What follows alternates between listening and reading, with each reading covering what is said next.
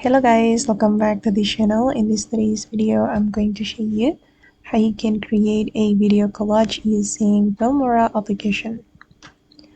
Okay, let's get into it guys. Here I have opened my Filmora, and as you can see, I have imported some videos to this project. And first of all, I'm going to add one of the videos to the track or the timeline like this, and then we're going to make the video smaller and arrange the video.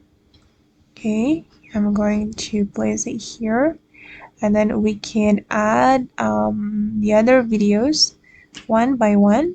I'm going to add this video as the second video, and you need to make it as an overlay like this, and then you can make it smaller, and I'm going to place it here.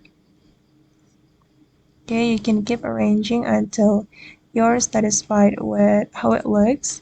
And I'm going to add the third video. Okay, make it smaller, and I'm going to move it here. Oops. I'm going to make it bigger. Okay, and the last one is this video. Okay, I'm going to make it smaller, of course, and I'm going to place it here. Okay, and this is just for an example. Okay, I know that the result is not perfect. Okay, and I'm going to play it guys. Okay, and this is the final result.